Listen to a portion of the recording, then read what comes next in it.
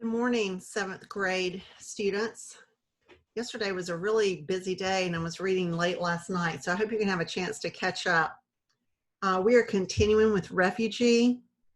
This is a compelling book, as you are well aware if you've been reading along.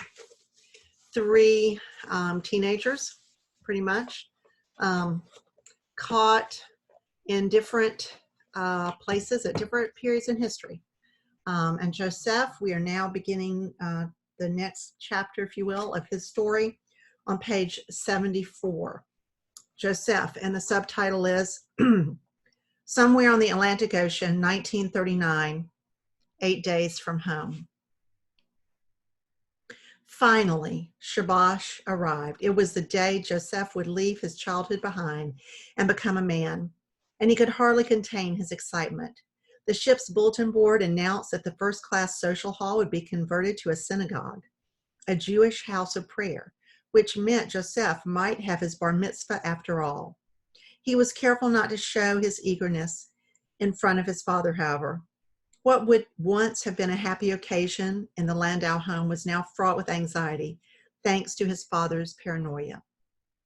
A synagogue on board the ship, Papa said. He shook his head as he paced their little room in his oversized nightclothes. The captain himself has arranged it, Mama said.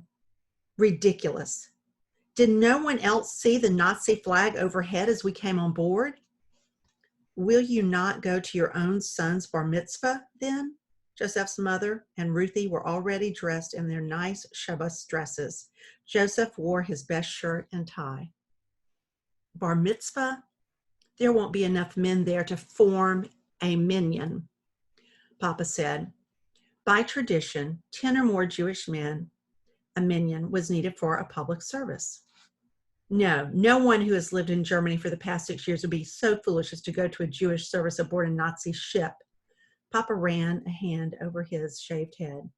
No, it's a trap, meant to lure us out. That's when they'll snatch us, a trap. Mama sighed. All right then, we'll go without you. They left him pacing the room, muttering to himself. Joseph felt like someone had yanked his heart from his chest.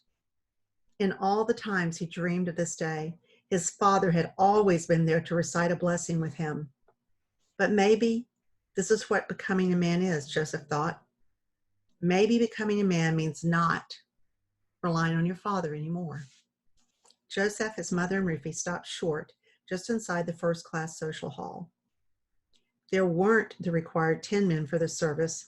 There were 100 men, probably more, all wearing yarmulkes on their heads and white and black talisman prayer shawls around their shoulders. The card tables had been pushed to the sides of the room, and stewards were adding more chairs to accommodate the crowd. A table at the front held a Torah scroll. Joseph stood and stared. It felt like ages since he'd been inside a synagogue. It had been before Kristallnacht, before the Nuremberg laws that made Jews second-class citizens, before the boycotts and book burnings, before Jews were scared to gather together in public places. Joseph's parents had always taken him to synagogue with them on Shabbos, even when other parents left their children with their nannies. It all came flooding back to him now, swaying and humming along with the prayers, craning his neck to see the Torah when it was taken out of the ark and hoping to get a chance to touch it, and then kiss his fingers as the scroll came around in a procession. Joseph felt his skin tingle. The Nazis had taken all this from them, from him, and now he and the passengers on the ship were taking it back. Gustav Schroeder, the ship's diminutive captain, was there to greet them at the door. In the gallery above the room, a number of the off-duty crew had gathered to watch. Captain, asked a rabbi, one of the men who was leading the service, I wonder if we might take down the portrait of the Führer, given the circumstances.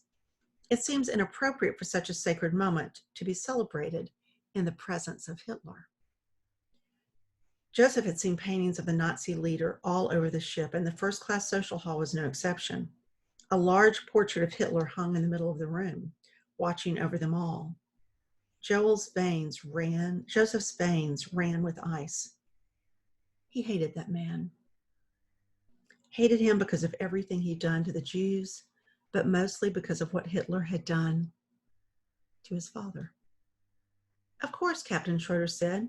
He quickly called over 2 of the stewards, and soon they had the portrait down and were taking it from the room. In the gallery above, Joseph saw one of the crew slam a fist down on the railing and storm off. Joseph's mother gave him a kiss on the cheek, and she and Ruthie went to sit in the section reserved for the women. Joseph took a seat in the section with the men. The rabbi stood in front of the crowd and read from Hosea. Then it was time for Joseph to recite the blessing he'd been practicing for weeks. There were butterflies in his stomach as he got up in front of such a large audience, and his voice broke as he stumbled through the Hebrew words. But he did it. He found his mother in the crowd. Her eyes were wet with tears. Today, Joseph said, I am a man. There were many hands to shake and many congratulations after the ceremony, but it was all a blur to Joseph. He felt like he was walking in a dream. For as long as he could remember, he'd wanted this, to no longer be a child, to be an adult. Joseph's mother and sister left to go back to visit his father in their cabin. Joseph walked the promenade deck by himself, a new man. Renata and Evelyn jumped out from behind a lifeboat and grabbed Joseph by the hand. Without their parents on the ship, they had skipped synagogue to play. Joseph, come stand guard for us, Renata cried.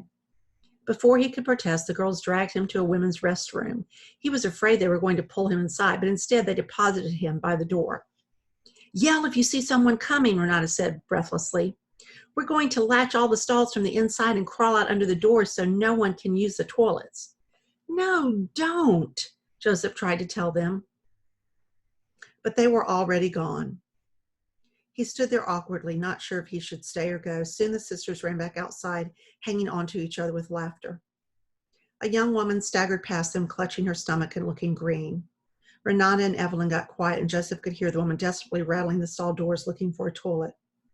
The woman lurched out of the bathroom looking even more green and desperate and wobbled away. Renata and Evelyn burst into laughter. Joseph raised himself up. That isn't funny. Go in there and unlock those doors this minute. Just because you had your bar mitzvah doesn't make you an adult, Renata told him, and Evelyn stuck her tongue out at him. Come on, Evie, let's do the bathrooms on A deck. The girls tore away, and Joseph huffed. They were right. A bar mitzvah alone didn't make him an adult. Being responsible did. He walked on along the promenade looking for a steward he could tell about the bathroom stalls. He saw 2 stewards who had stopped to look over the side of the sea and came up behind them. Must be doing 16 knots easy, said one of the stewards. Captain's got the engines maxed out. Has to, the other said. Them other two ships is smaller and faster. They get to Cuba first and unload their passengers. And who knows? Cuba might decide she's full up with Jews when we get there and turn us away. Joseph looked out at the sea. There wasn't another ship on the horizon as far as he could see. What other ships were they talking about? More ships full of refugees? And why did it matter which one got there first? Hadn't everyone on board already applied and paid for visas? Cuba couldn't turn them away. Could they? One of the stewards shook his head. There's something they're not telling us, the shipping company. Something they're not telling Schroeder. The captain's in a tight spot, he is. Wouldn't want to be him for all the sugar in Cuba. Joseph backed away. He'd already forgotten about the stalls in the women's bathroom. If he and his family didn't make it to Cuba, if they weren't allowed in, where would they go? We're going to stop there, and on Monday, we'll begin on page 81 with Isabel. And Isabel is in a different time period. She's in the time period of the Cuban Revolution, and she's trying to escape to America. Thank you so much, 7th graders. I hope you have a really good weekend. Take care of yourselves, enjoy the weather, and look forward to reading again on Monday. Bye now.